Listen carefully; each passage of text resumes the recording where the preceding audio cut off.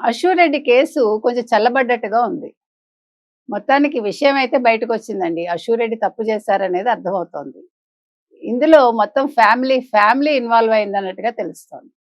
అదేదో సినిమాలో లాగా ఫ్యామిలీ ఉప్మా తినేసి బతికేస్తుందంటాడు కదా మహేష్ బాబు. అలాగా మొత్తం ఫ్యామిలీ కూడా ఇందులో అంటే అతని దగ్గర నుంచి డబ్బులు తీసుకోవటం అయితే జరిగింది ధర్మేంద్ర దగ్గర నుంచి. ధర్మేంద్ర కూడా భారతదేశానికొస్తారు అని తెలుస్తోంది.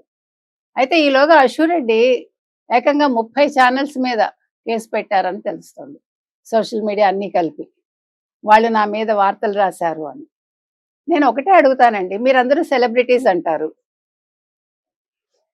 సెలబ్రిటీస్‌గా మీరవ్వడానికి కారణం కూడా ఈ ప్రెస్సే.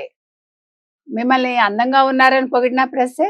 లేదు మీరు బాగా నటించినా ప్రెస్సే. మీరు బాగా పాడినా చెప్పేది ప్రెస్సే.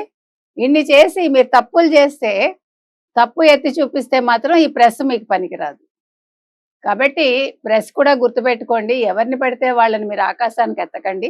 వాస్తవాలే చూపించండి తప్పు లేదు.